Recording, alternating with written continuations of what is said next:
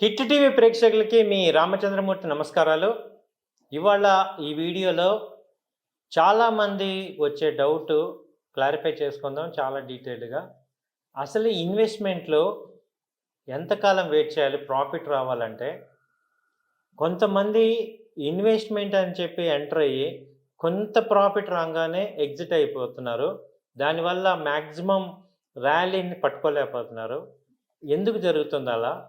అలా కాకుండా అసలు ఇన్వెస్ట్‌మెంట్‌ని ఎలా అర్థం చేసుకొని, ఎంత టైం ఫ్రేము, అలాగే మన మైండ్ సెట్ ఏ రకంగా ఉండాలి? అసలు ఇన్వెస్ట్‌మెంట్‌లో మైండ్ సెట్స్ ఎలా ఉన్నాయి? అనేది ఈ వీడియోలో క్లియర్‌గా మీరు అర్థం చేసుకుంటే, మీ మైండ్ సెట్ ఎలా ఉంది? ఆ మైండ్ సెట్ ప్రకారం ఏ రకమైన జాగ్రత్తలు తీసుకోవటం వల్ల మనం లాంగ్ టర్మ్‌లో ఇన్వెస్ట్‌మెంట్‌లో మంచి ప్రాఫిట్స్ తీసుకోగలం అనేది అర్థం చేసుకోవచ్చు. ఇప్పుడు ఇన్వెస్ట్‌మెంట్‌లో మనకి 3 రకాలుగా మార్కెట్‌లో అవకాశాలున్నాయి. ఒకటి మనంతట మనం డీమ్యాట్ అకౌంట్ ఓపెన్ చేసి మనంతట మనం స్టాక్స్ కొనుక్కోవటం అనేది ఒక ఆప్షను. రెండో option PMS portfolio management services అని ఒక కంపెనీస్ ఉన్నాయి. వాళ్ళకి మనం క్యాపిటల్ అమౌంట్ వాళ్ళ అకౌంట్‌లో డీమ్యాట్ అకౌంట్ ఓపెన్ చేసి వాళ్ళకి అప్పచెప్పటం రెండో పాయింట్. మూడో పాయింట్ మ్యూచువల్ ఫండ్స్‌లో ఇన్వెస్ట్ చేయటం అనేది మూడో పాయింట్. సో, మ్యూచువల్ ఫండ్స్‌లో ఎస్ఐపి గానీ లేదా లాంగ్ టర్మ్‌గా ఒకేసారి ఇన్వెస్ట్ చేయటం గానీ ఓవర్ ఏ పీరియడ్ వెయిట్ చేసి ఆ ఎన్ఏవి పెరిగినప్పుడు ఆ బెనిఫిట్ తీసుకోవటం. ఇలా 3 రకాలుగా మనం ఈ స్టాక్ మార్కెట్‌లో ఇన్వెస్ట్‌మెంట్‌కి ఆప్షన్స్ ఉన్నాయి.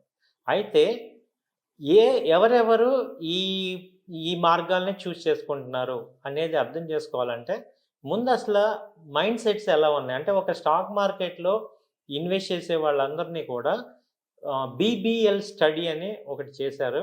ఆ స్టడీ ద్వారా 4 రకాలుగా వాళ్ళని ఆహ్, ఐడెంటిఫై చేశారు.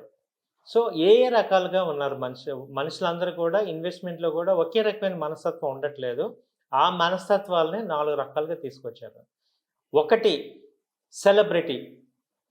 ఈ సెలబ్రిటీ మైండ్ సెట్ వీళ్ళెలా ఉంటున్నారంటే, వీళ్ళు రిస్క్ టేకింగు ప్లస్ టైమ్ హారిజన్.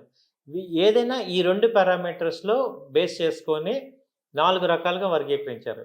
అంటే ఇప్పుడు ఇన్వెస్ట్‌మెంట్ చేసే వాళ్ళకి టైమ్ పీరియడ్ ఒకటి ఇంపార్టెంటు. అలాగే రిస్క్ ఎంత తీసుకుంటాం అనేది రెండో పాయింట్. ఇప్పుడు ఈ సెలబ్రిటీ వర్గంలో ఉండేవాళ్ళేంటంటే, హై రిస్క్ తీసుకోవటానికి రెడీ ఉంటారు కానీ, తక్కువ టైమ్ ఫ్రేమే కావాలంటారు. సో, ఎవరైనా గానీ మీకు తక్కువ టైంలో ఎక్కువ రిటర్న్స్ రావాలంటే, మిమ్మల్ని సెలబ్రిటీ క్యాండిడేట్ కింద మనం అనలిస్ట్‌లు సెలబ్రిటీస్ కింద ఐడెంటిఫై చేస్తున్నారు. అంటే మనకెలా ఉండాలంటే, ఈ వర్గంలో ఉండే వాళ్ళకి ఎవరైతే తక్కువ టైంలో రిస్క్ తీసుకుంటాం, ఎక్కువ ప్రాఫిట్ రావాలి. సో, వీళ్ళు ఏం చేయాలి అంటే, మీరేం చేయాలి ఇలాంటి మైండ్ సెట్ మీకుంటే గనక, మీరెక్కువ ఐపీఓస్‌లో ట్రై చేయాలి. ఎందుకంటే ఐపీఓస్‌లో మాక్సిమం మంచి కంపెనీస్ ఈ లిస్టింగ్ అవ్వంగానే చాలా వరకు 2 టైమ్స్, 3 టైమ్స్ వచ్చేస్తున్నాయి కాబట్టి, మీకెప్పుడైనా గానీ తక్కువ టైంలో ఎక్కువ మనీ కావాలంటే ఫస్ట్ ఆప్షన్ ఐపీఓస్‌కెళ్ళండి. సెకండ్ ఆప్షను ఏంటంటే, ఎప్పుడైనా గానీ మీరు మార్కెట్‌ని అబ్జర్వ్ చేయండి. కంటిన్యూగా ఫ్రంట్ లైన్ స్టాక్స్ గనక టాప్ 100 స్టాక్స్ ఎప్పుడైనా గానీ ప్రెజెంట్ రేట్ నుంచి ఒక 10% నుంచి 15% డౌన్ అయినప్పుడు, అప్పుడు మీరు ఇన్వెస్ట్ చేయండి. అంటే మీరు డైలీ వాచ్ చేసుకొని top gainers, top losers observe చేసుకుంటూ టాప్ లూజర్స్ ఉన్నారు. ఫర్ ఎగ్జాంపుల్ ఇప్పుడు బజాజ్ ఆటో ఫాల్ అయింది. అలాగే బ్రిటానియా ఫాల్ అయింది. ఇవి 10% అలా ఫాల్ అవ్వంగానే మీరు ఇన్వెస్ట్‌మెంట్ స్టార్ట్ చేసుకోండి. అప్పుడు అవి ఏమవుతున్నాయి ఒక 1 వీక్, 10 డేస్ కల్లా మళ్ళీ రికవర్ అవుతున్నాయి. అలా మీరు ఇన్వెస్ట్‌మెంట్‌లో తక్కువ టైంలో ఎక్కువ ప్రాఫిట్స్ రావటం, అలాగే మీ యొక్క గోల్‌ని ఈ రకంగా రీచ్ అవ్వగలరు. ఇది ఫస్టు వర్గం సెలబ్రిటీ వర్గం. రెండో వాళ్ళెవరంటే కాన్ఫిడెంట్ పీపుల్.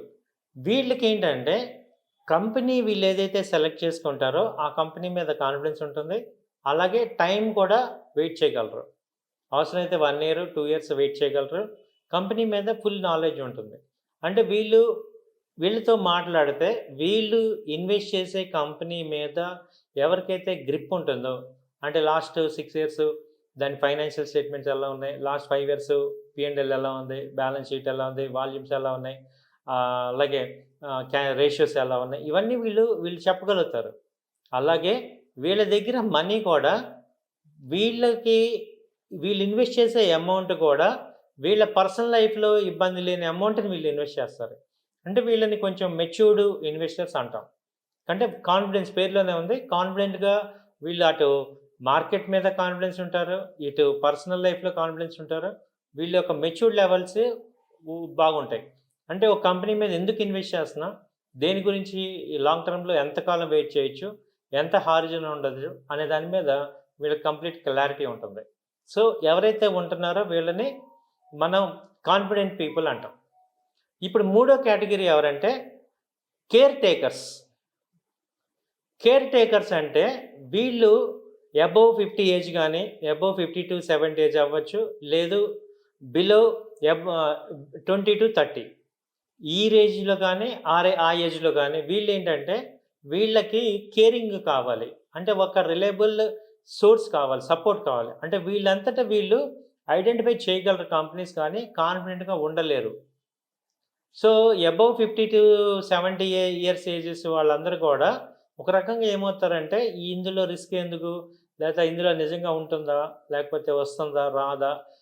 ఉండొచ్చా? లేకపోతే మార్కెట్ ఏమాత్రం కొంచెం డౌన్ అయినా వీళ్ళకి టెన్షన్ వచ్చేసేసి ఎమోషన్స్ వల్ల వీళ్ళు కావాల్సినంత ప్రాఫిట్‌ని హోల్డ్ చేయలేక ఇలాగే అన్‌లిమిటెడ్ లాసెస్‌ని క్యారీ చేస్తూ ఉంటారు. ఎవరైతే ఈ మనస్తత్వంలో గానీ, ఈ వయసులో గానీ ఉన్నారో వీళ్ళు కేర్ టేకర్ వర్గానికి వస్తారు. వీళ్ళు తప్పనిసరిగా ఒక ఫైనాన్షియల్ అడ్వైజర్ గానీ, అనలిస్ట్ గానీ వాళ్ళ సపోర్ట్ తీసుకుంటే వీళ్ళకి కావాల్సినంత ఇన్ఫర్మేషన్ గానీ, నాలెడ్జ్ గానీ వీళ్ళ ద్వారా తీసుకొని వీళ్ళు ఇన్వెస్ట్‌మెంట్‌లో మంచి ప్రాఫిట్స్ పొందగలరు. అలాగే నాలుగవ వర్గం తీసుకుంటే వీళ్ళు స్టార్ వార్స్ అంటాం.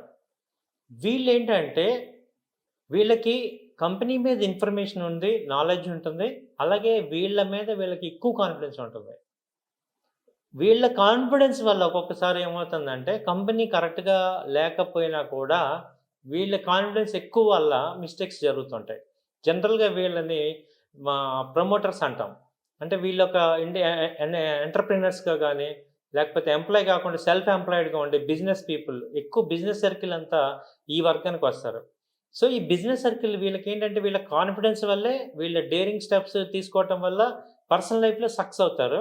అట్ ద సేమ్ టైమ్ అదే మైండ్ సెట్‌ని ఇన్వెస్ట్‌మెంట్‌లో కూడా వీళ్ళు అదే మైండ్ సెట్‌ని అప్లై చేయటం వల్ల ఒక్కోసారి మొండిగా ఎళ్లి ఎక్కువ లాస్‌ల్లో పడే ప్రమాదం ఉంది. కాబట్టి వీళ్ళకి కూడా ఒక ఇన్వెస్ట్‌మెంట్ అడ్వైజర్ గానీ, ఒక సపోర్ట్ తీసుకుంటే వీళ్ళ కాన్ఫిడెంట్‌కి, నాలెడ్జ్‌కి అప్పుడప్పుడు కాషన్ ఇచ్చేవాళ్ళు కంపల్సరీ ఉంటే గనక వీళ్ళు డెసిషన్ మేకింగ్ కరెక్ట్‌గా తీసుకొని ఇలాగే లాంగ్ టర్మ్ ఇన్వెస్ట్‌మెంట్‌లో మంచి ప్రాఫిట్స్ అయితే తీసుకోగలరు. సో, ఇలా 4 రకాల మనస్తత్వాల్ని అబ్జర్వ్ చేశారు ఈ యొక్క బీబీఎల్ స్టడీ. ఆ స్టడీ ప్రకారం మీరు కూడా మిమ్మల్ని మీరు స్టడీ చేసుకోండి ఈ వీడియో చూసి. మీరు ఏ మనస్తత్వంలో వస్తారో అర్థం చేసుకొని, దానికి తగ్గ జాగ్రత్తలు తీసుకోవటం ద్వారా ఈ స్టాక్ మార్కెట్‌లో చక్కగా ఇన్వెస్ట్‌మెంట్‌లో మంచి డబ్బులు ప్రాఫిట్స్ సంపాదించుకోవచ్చు. థాంక్ యూ అండి. నమస్తే.